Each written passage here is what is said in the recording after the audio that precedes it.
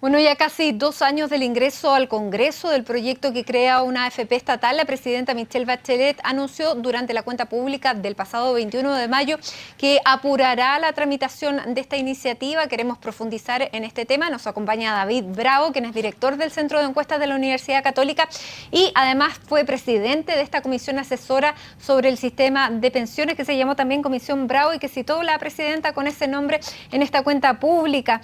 Señor Bravo, gracias por estar con nosotros. Buenas tardes. Hola Matilde, buenas tardes. Bueno, ¿qué le parece que la creación de esta AFP estatal sea una prioridad ahora anunciada por el gobierno y no una ley que cambie el sistema de pensiones? Sabes que yo tengo una buena impresión del discurso de la presidenta. Primero porque no tenía muchas expectativas de que se mencionara sobre el tema, porque desde hace, 8 meses yo creo que nos vimos también probablemente aquí en CNN, cuando nosotros entregamos el informe. Esto quedó en manos del Comité de Ministros. Y como el Comité de Ministros todavía no ha emitido ninguna resolución y tampoco ha dado indicios de cuándo va a hacerlo, de verdad pensé que en el discurso de la presidenta iba a haber una mención muy somera. Lo que la presidenta dijo fue: esta es una materia urgente, reafirmó el diagnóstico de que las pensiones son bajas y que hay que tomar medidas. Dijo que él le iba a pedir una hoja de ruta al Comité de Ministros y anunció acelerar el proyecto que está en el Congreso de la AFP estatal. ¿Y la AFP estatal va a mejorar las pensiones? La AFP estatal no va a mejorar las pensiones como medida más importante, pero es una de las recomendaciones, una de las 58 medidas que la Comisión propuso. Me parece que va a abordar ciertos aspectos que tienen que ver con temas de competencia, pero tal vez lo más importante de su anuncio es que la presidenta, a mi juicio, está señalando de que este es un tema que va a estar dentro de su administración. Dentro de su administración efectivamente va a empujar una ley, y por supuesto la expectativa que yo tengo ahí es que en esa ley corta, a partir de lo que el Comité de Ministros indique, deberían, espero, ponerse los que yo creo son los 4 o 5 temas que sí van a afectar las pensiones de las personas. Ya, pero ella anunció la creación de la AFP estatal, no habló de una ley corta. Ella anunció la ley corta en el 14 de septiembre, que fue el mismo día que nosotros entregamos el informe. Pero de ahí en adelante han pasado muchísimas cosas. Han pasado muchas cosas y yo no pierdo todavía la expectativa, especialmente cuando dijo que le iba a pedir una hoja de ruta al Comité de Ministros. Creo que efectivamente es muy necesario. Ahora, ella dice que esta AFP estatal va a traer más competencia, menos costos administrativos y mayor cobertura. ¿Eso ya lo incorporaron las AFP que actualmente existen? Porque a través de la competencia llegaron a un nivel de competencia tan grande que hay algunas que se ve muy difícil poder superar esa oferta con ese nivel de comisión tan baja. No, esa apreciación es errónea. Es erróneo que esto fue producto de un proceso de licitación que se instauró.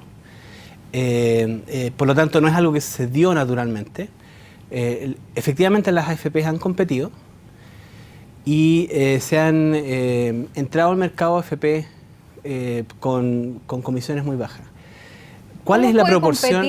La AFP estatal. ¿Cuál es la proporción de afiliados que hoy día está en esas AFPs de baja comisión? No más de 20% de los afiliados. 80% de los afiliados todavía sigue en el resto de las AFP. Y de hecho, esto fue preocupación de la comisión, porque efectivamente lo que ocurre es que las personas no nos movemos, tenemos una gran inercia, porque entre otras cosas no nos interesa el tema, no sabemos cuánto nos cobran de comisión, no nos interesa el tema, no queremos pensar en el tema de las pensiones. Entonces, el mercado no funciona y por eso es que tenemos que generar estos procesos de licitación.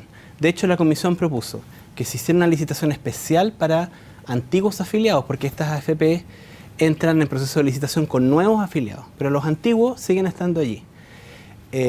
Entonces, efectivamente, una AFP nueva, por ejemplo, una AFP estatal, podría tener incidencia en bajar el promedio de las comisiones que se cobran, si es que es capaz, por ejemplo, de atraer dentro de los afiliados actuales a personas que no son nuevos afiliados.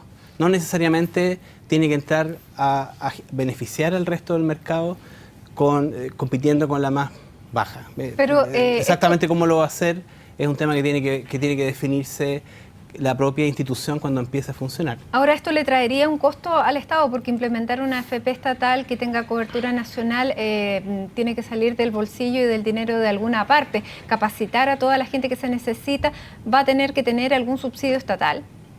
No debería, porque de hecho esas son las condiciones sobre las cuales debería funcionar esta AFP. No debería tener reglas distintas al resto de la AFP y por lo tanto efectivamente es algo desafiante que tiene que incorporarse. Ahora, entienden, nosotros partimos de la base de que hay una intención de armar esta AFP estatal y se ha explicitado que tiene que ser bajo las mismas reglas que funcionan las otras AFP. Si eso es posible, a nosotros nos pareció interesante, nos pareció que una AFP estatal podía atacar ciertos segmentos de trabajadores que hoy día no son cubiertos.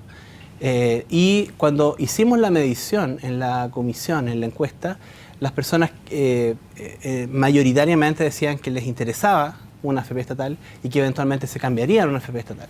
Por lo tanto, mercado tiene, si es que quisiera, pero evidentemente eso se tiene que hacer bien y de eso tenemos que enterarnos en el proyecto de ley que está en el Congreso y ya en los detalles, en las reglamentaciones que habrá que pedirle al Ejecutivo en este caso. Ahora, de acuerdo a los críticos, lo más fácil era crear la AFP estatal más que implementar algunos de los principales consejos que dio la comisión que usted presidió. O sea, es mucho más, digamos, ella puede decir cumplir con el sistema previsional creando una AFP estatal. Sin embargo, lo más complejo es crear una ley que ayude finalmente a incrementar las pensiones de las personas y eso no pasa por la AFP estatal, eso pasa por lo que ustedes mismos, digamos, delinearon y pusieron como prioridades en este resultado, que era primero elevar el nivel de cotización, aumentar la edad de la jubilación,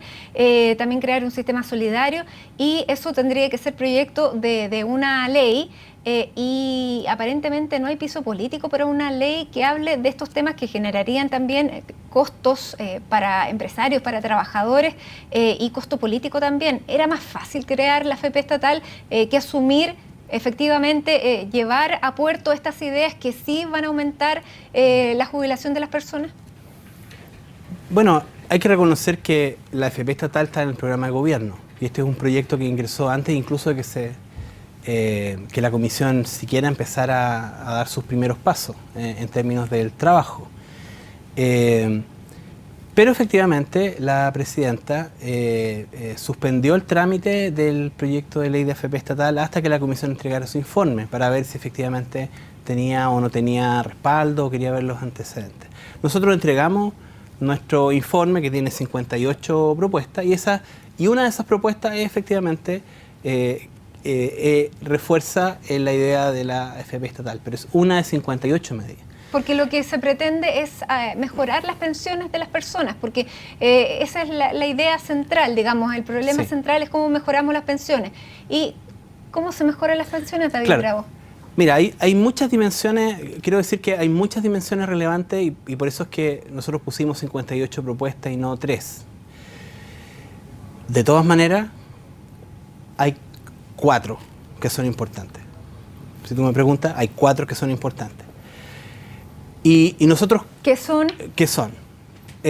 Uno, y que todas van más o menos en la misma línea. Hay que ahorrar más y hay que trabajar más. No hay recetas mágicas. Por eso yo decía, no es popular anunciar una medida así y un proyecto de ley que contenga eso. Por eso le digo, era más fácil la AFP estatal que generar un proyecto de ley con medidas que no son populares, pero sí que son efectivas.